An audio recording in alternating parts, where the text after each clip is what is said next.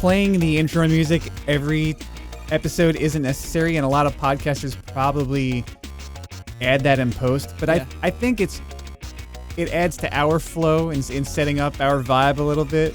I know, it's just like hearing it. You hear it and you're like, oh, we've entered Adventure Guy's realm. It's time to go. Yeah, I'm ready now. Episode 12. I'm ready too. Welcome to Adventure Guys, the podcast for humans and dogs. I'm Eric the Human. And I'm Nick the Human. This is episode 12. You probably just said that, actually. A few times. Oh, yeah. It's episode 12. What episode are we discussing today? What number is it in Adventure Time? Season 4, episode 19, Lady and Peebles.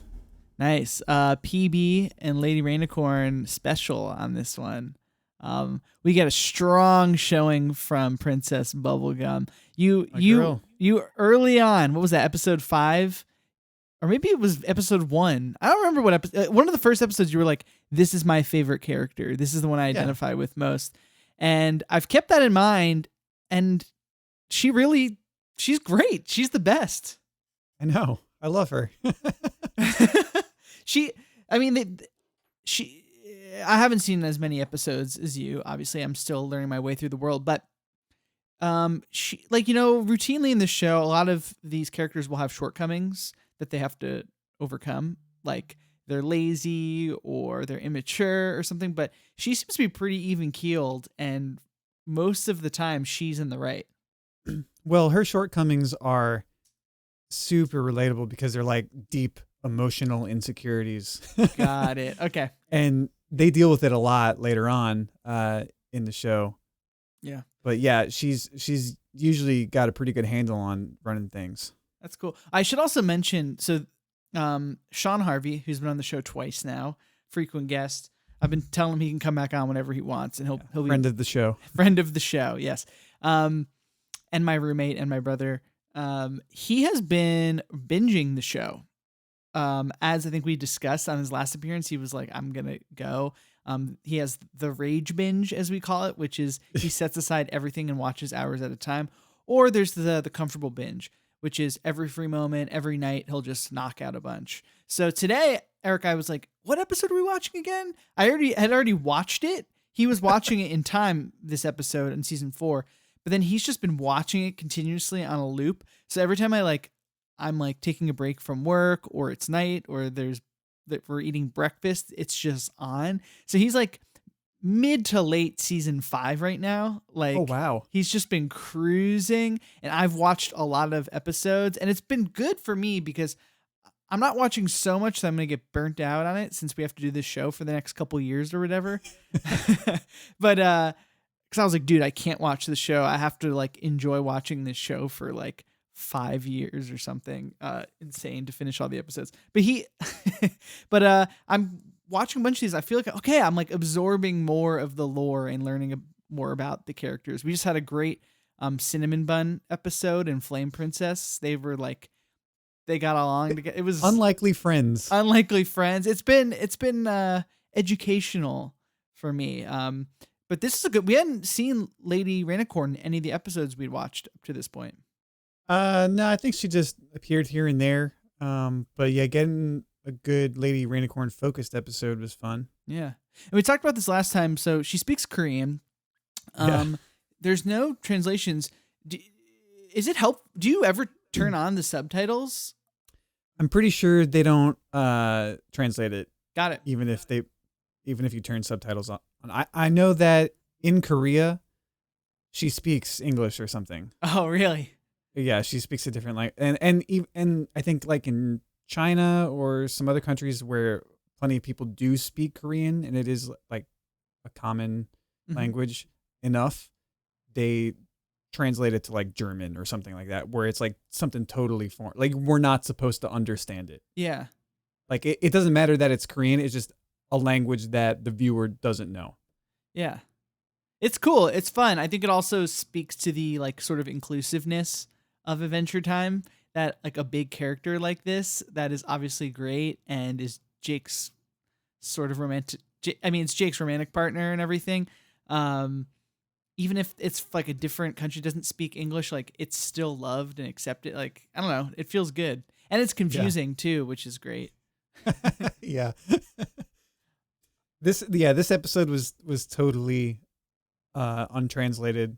Yeah. Except for the one line that she had in English. But I mean, they do translate some of her parts in different episodes, but this is one where they just left it. We're like, no, you're not going to understand her.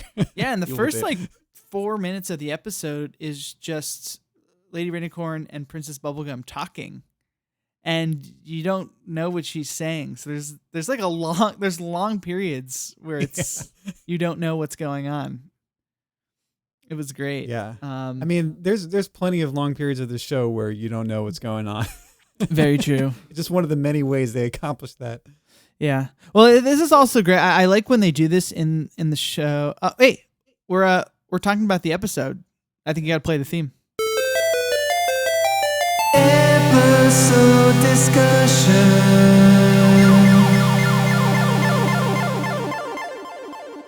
Yeah, so what they do in this episode, which I like, is that they do sometimes in the show, is they pick up in mid-adventure. Like, yes. Finn and Jake have been taken by the Ice King in some form. Lady Rainicorn and Princess Bubblegum are already together. They're already outside of where they need to go, inside of a tent, making their plan. It's cool. It's like they don't even bother with any backstory exposition. It's like, let's just get into it. Yeah, for the benefit of the viewer, they give you a slight expo dump when PB is like giving her log of like what has happened. Mm-hmm. You get like, oh, Finn and Jake have been missing for 3 weeks, and now it's up to her to find them. Yeah, but like that's all the context you get, and it's all the context you need. Yeah, especially for this. So they talk for a while. Lady Rainicorn seems concerned or trepidatious about it, but no matter, they go into this hole, this crater where it sounds like Ice King has Finn and Jake. And as they descend, they go through a big sphincter, which really grossed me out. I did not enjoy that. And then they're inside, and then all of a sudden it literally looks like they just went inside of somebody, because now there's just like veins and all these things. It's like, oh, this isn't just a crater. They're in some sort of organism now. Right. So this dungeon immediately reminded me of the episode we watched, All Your Fault, with the Lemon Grab Castle. Yeah. It turned out to be Lemon John, like this big mecha lemon fortress. Yeah. And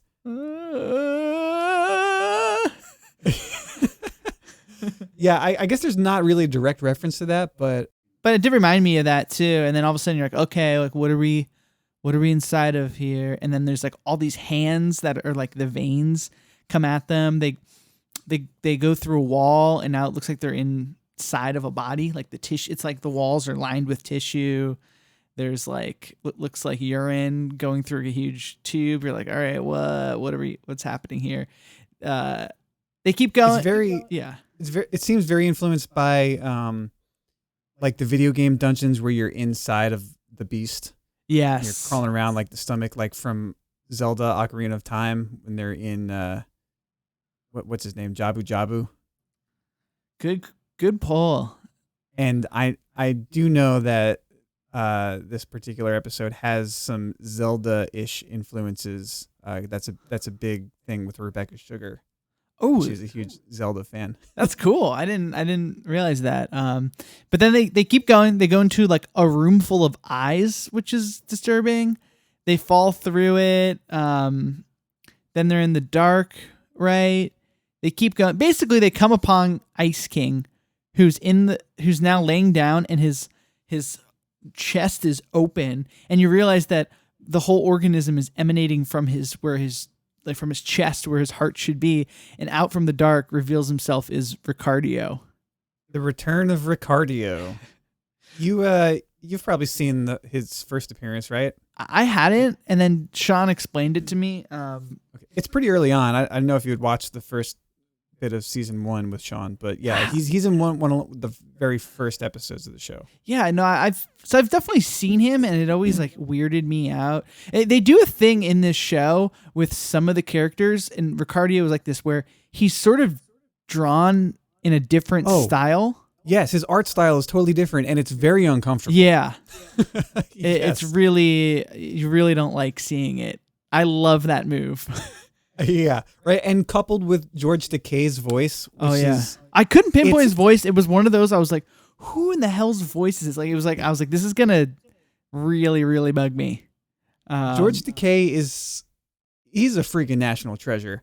I'll just say that about George Takei. But his voice is so reassuring and smooth, and when coupled with this really uncomfortable drawing of this heart-shaped guy, it is insanely creepy. Yeah, it is so creepy. He's an anthropomorphized heart that is really big, and he's sort of like a ladies' man. I guess it's like, right? He's like a ladies' man. He's taking a lot of the heart emotion in like a really weird masculine place, right? Would you say? In a toxically masculine place. Yes, toxic. Dude, you know what he does? It's I saw this shot and it set something off in my mind. There's a shot where he's like sort of like in Princess Bubblegum's face, like coming onto her. Yeah, and he puts his arm up against the wall, sort of blocking her in that one direction, and like that is the universal super fucking creepy guy move. Yeah, it's just like so scummy. Like you see that in like so many movies and everything. It's true. I don't know if I've ever seen like an actual guy do that in person, because it's so disgustingly dramatic. I'm sure guys do it all the time. It's like alarms start going off in my head. Like, don't do that. I've seen that happen. One time actually, a guy was trying to pick me up at a frat party in college. Oh, which is really funny. But I've seen it. So what he's talking about is you've got, in this case, it's Princess Bubblegum up against the wall, kind of. And then Ricardio puts his hand kind of over one of her shoulders, right? And what that move is doing is it's creating intimacy. And I don't know if this is intentional. This is some like, dentist system kind of thinking. But you're sort of like closing the area and creating an intimacy, but then you're also, now they're like sort of in your grasp where they can't leave. You know what I mean? When a guy does that, like it's you're taking control. It's really of their space and like where they can go. It's an extremely physical thing to do. It's just the implication.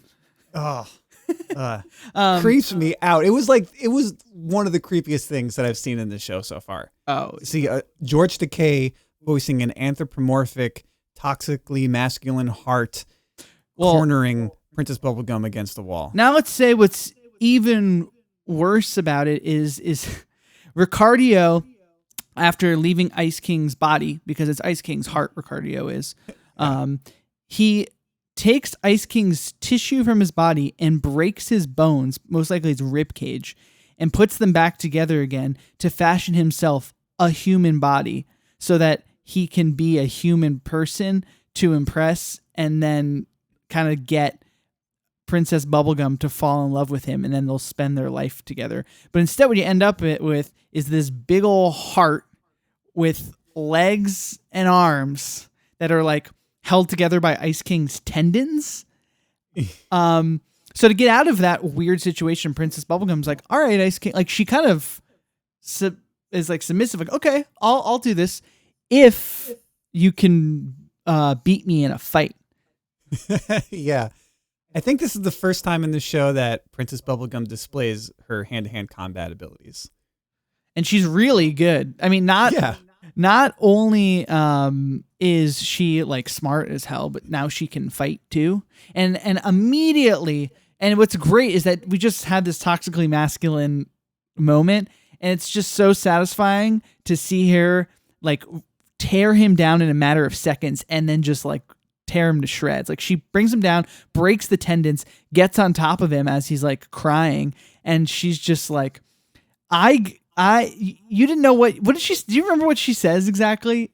She was like, if you thought you were my intellectual equal, you were wrong. Yeah. She's like, it took me mere seconds to figure out how to dismantle. Like, you know nothing about like fastening a body or something, do you? Or I don't know. Like she's basically is like, I'm your intellectual superior, obviously, and clearly physical.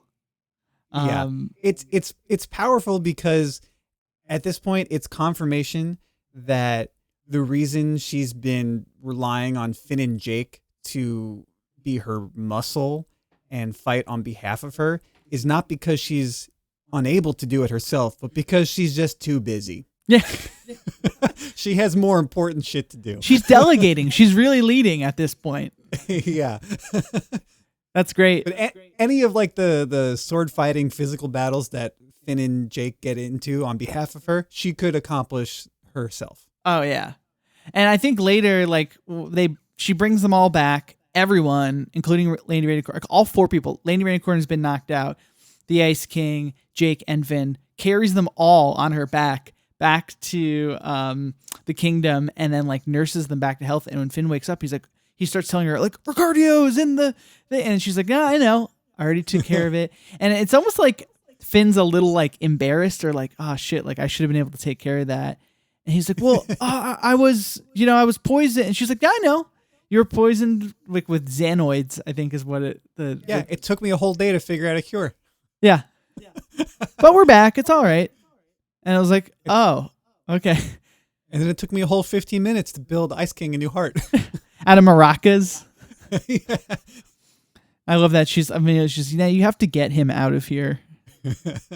And then it's revealed that Lady Rainicorn is pregnant. Yeah. Which she knew the whole time. Mm-hmm. Because she could see on her heart monitor thing. Yeah, Princess Bubblegum didn't know. No, Princess Bubblegum knew. But by the time she saw it, it was too late because her heart signature machine. Yeah, it showed 5 extra signatures on there. Oh, yeah. She just didn't figure.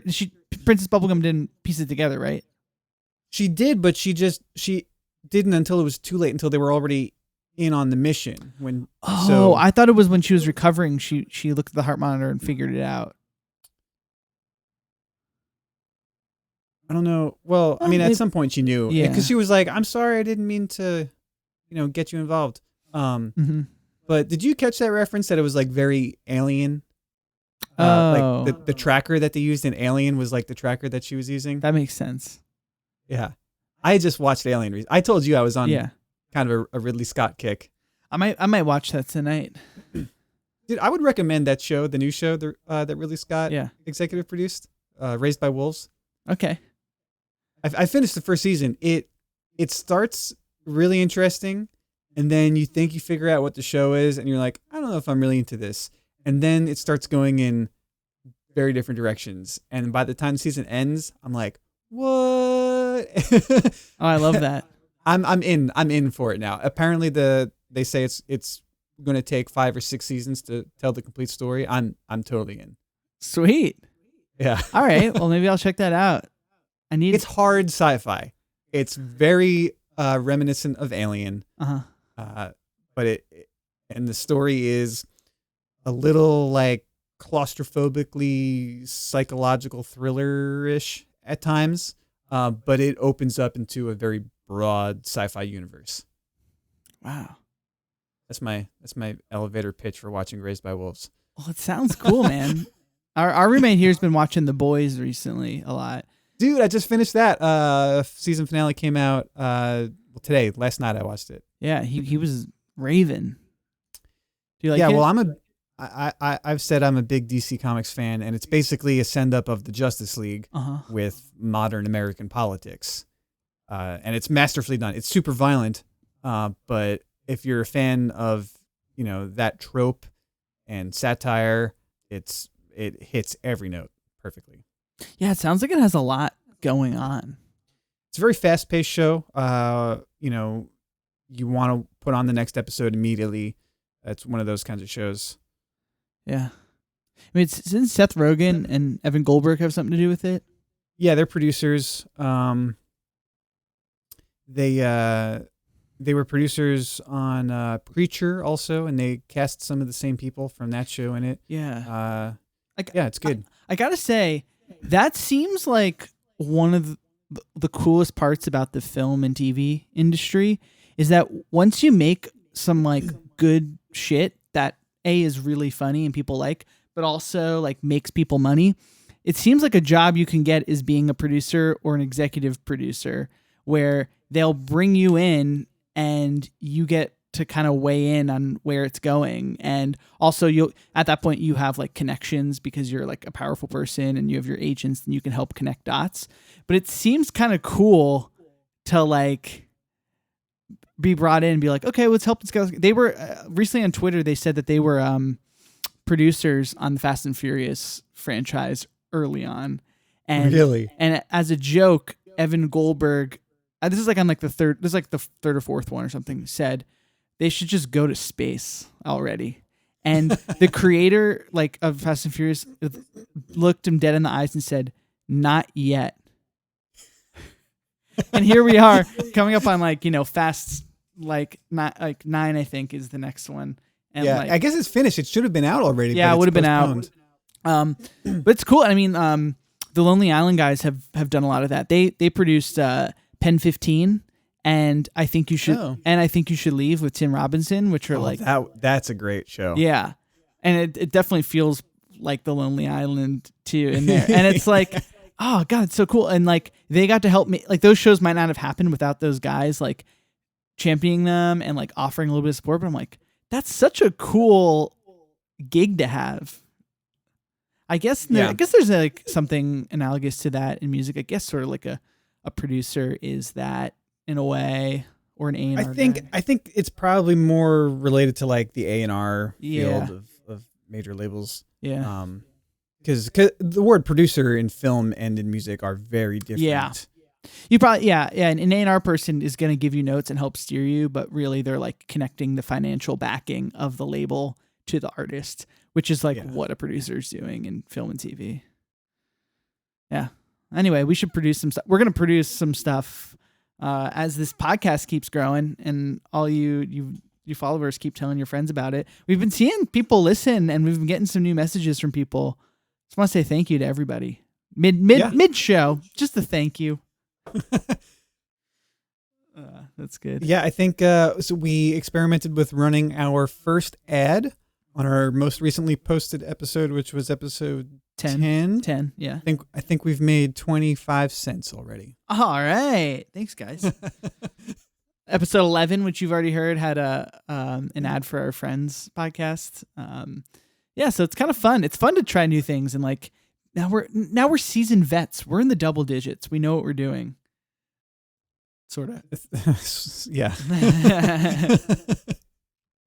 It took a little bit. Thanks everybody. At this point, you've gotten episodes 10, 11, and 12 probably in quick succession, but there's a little bit of a week and so break because I had to record those 2 songs that were in episode 10. We mentioned it in the episode, so like I was just having a really crazy time, which unfortunately has not really slowed down. But Eric had patience and let me bang out those songs once I got a little bit of time. I'm starting a new job soon. What's that? So I might not have time to just sit around and produce podcast theme songs all day, every day. But I was just today hired for a seasonal overnight warehouse stocking job for a large employer that shall remain nameless for now. Yeah, I kind of figured I'd finished my big recording contract that I had a couple weeks ago, not even 2 weeks ago. And the last 2 weeks, I've just been doing whatever I want. And it was very nice. I got to write a lot of new music. That's good. And I figured, I don't have anything that like really requires me to be involved in a schedule, like set times. And I could probably, now that I don't have any looming obligations that I need to fulfill, where I'm just like focusing on writing my own music, I could probably handle a day job at the same time and get out of the enormous debt that I'm sitting. I am just skating by on the random streams of revenue as a musician that I still have available. Sure. But I'm still in a lot of credit card debt from getting my music career to that point. So I'm like, nothing's happening with music right now. I don't have a tour to be on. Maybe I should look for a seasonal job. Yeah, man. Since the holidays are coming up. And I got one locked down today, just moving boxes around in a warehouse from like 10 p.m. to 6 in the morning. Whoa. Have you so done? It won't conflict with anything. Have you done night work like this before? Not regularly. Yeah, I've never. But I've always preferred working late, and I've done other day jobs like consistently till like 2 or 3 in the morning. Yeah. But I'll be making $16 an hour, which is more than any hourly job I've ever had. That's good. Dude, that's good. Like, erase some of that debt, man. That'll feel good. I miss, I'm not, there's something about hourly work, which is very satisfying when you can like look at the clock when you're pissed off about work or like, why am I here, or whatever, and be like, I just made X number of dollars more by being here. And like, if I just hold out for another 3 hours and make this, like, there's something really cool about your time being associated with money. And even though I'm on a salary job, which obviously is great and better, and I'm very, really grateful for it, but there is something really cool about associating your time directly with money. Yeah. And when you clock out, you don't have to give a shit about it. Yes. And even when you're clocked in, it's mostly probably work that's not important enough to give a shit about anyway. Yeah, it's nice. I've always had shitty day jobs that I didn't mind quitting because I've only ever held day jobs in between tours or in between, working on other music things. And music jobs are always the kind of jobs that you have to keep in your head, like until they're finished, and they're always there, and you can always work on them with recording projects and that kind of thing. And they're just very stressful to have like ongoing projects for months on end. And you clock in at a day job, it doesn't matter. You clock out, you get your paycheck, that's it. And if it sucks, you quit. You don't give them 2 weeks notice because fuck them. Yeah. You just get another shitty day job. Yeah. Like, I have a college degree. Like, I could get any minimum wage job without too much issue. Like, you know how I got fired from my last day job. in great fashion. Yeah, man. Well, that's good. Point is, I might not have a lot of time to just be writing random theme songs. Well, we've got about 10 down, right? At least. Oh, there's a few more than that. Yeah. So we're pretty good for a while. Hey, and I got on a roll. I recorded the other two in 2 days succession. So I'm throwing my hat in the ring. I'll be able to get them done quicker order than I just did those last ones. So I'll pick up some slack for you. Okay. Can we hear one of those songs as I ask you if you saw the snail or not?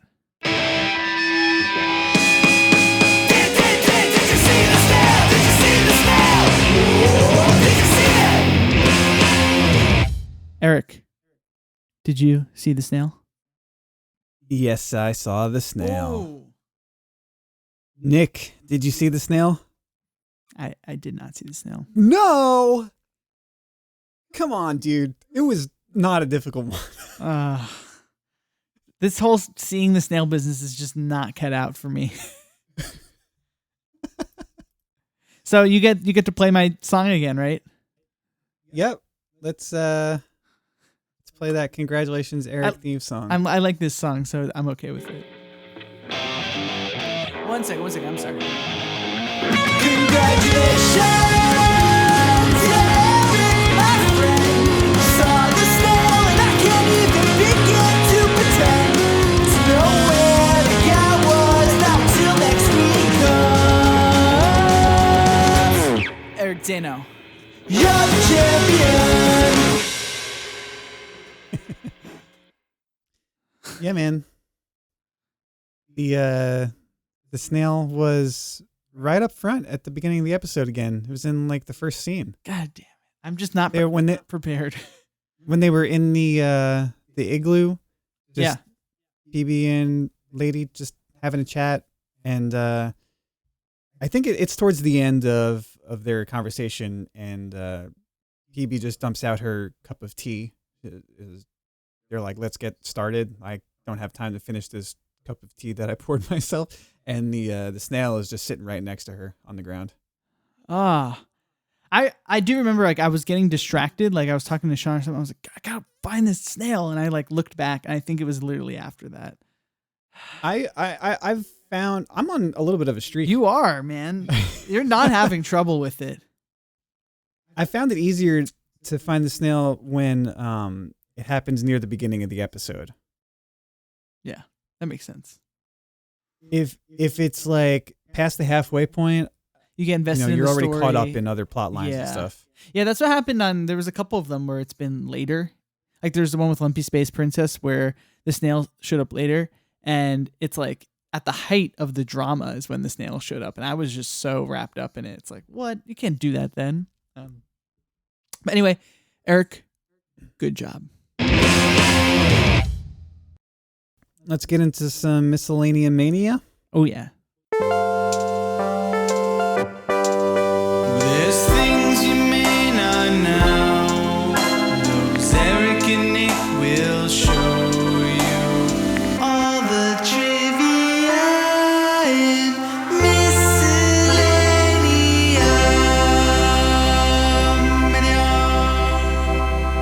All right.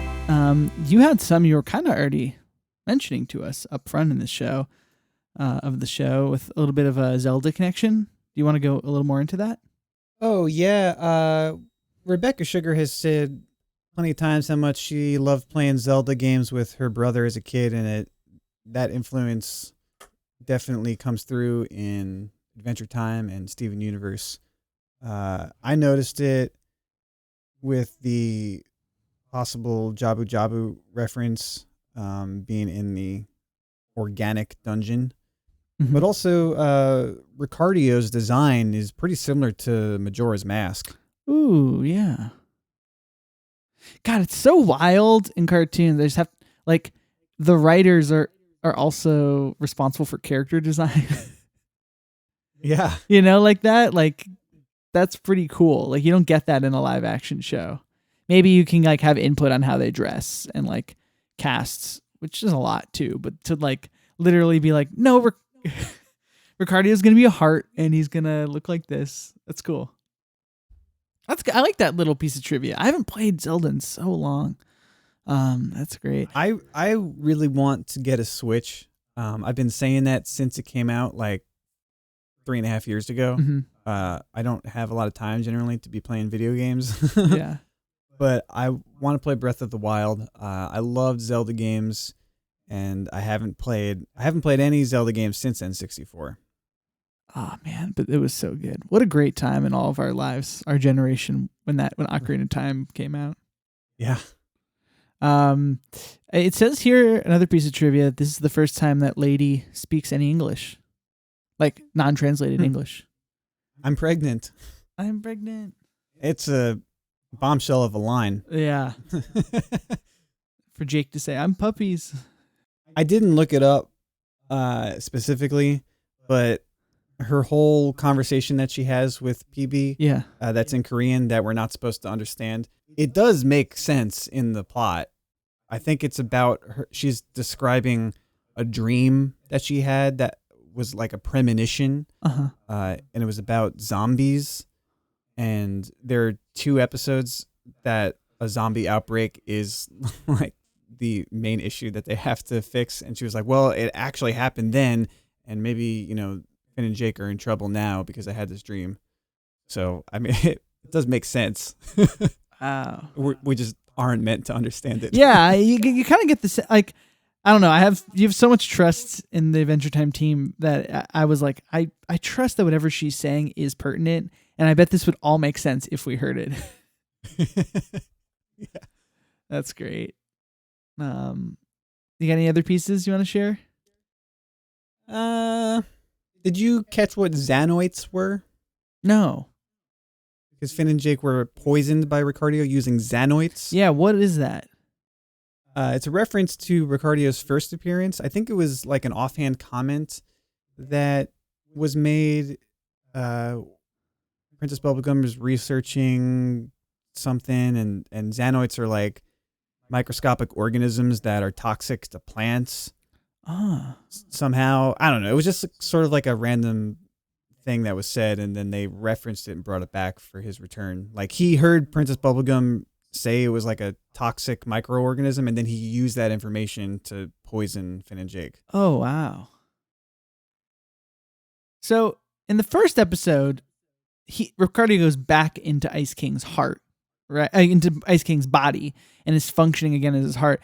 But then this time, as he's burst out of Ice King's body, he is now out in the wild. Like she banishes him and then has made him a new heart, right? So now Ricardio is just a living heart guy out in the land of Ooh.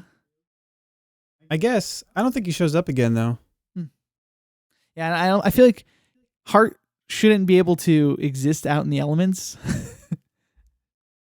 Ice King's a weird dude. Yeah, he knows what his body's properties are at this point. It could be a nice calloused hard heart. Nice.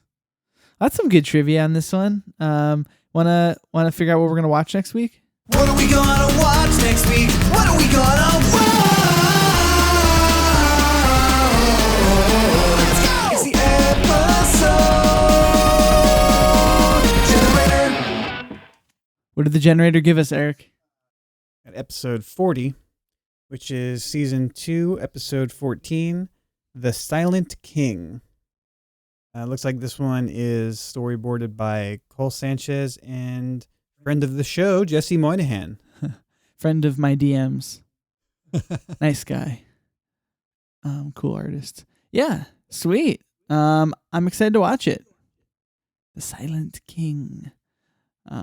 It's really great. I love this show. It's a good one. I know. All right. Well, before we go, just a reminder to everybody that if you're liking the show, you can contribute to us at anchor.com/adventureguyspodcast.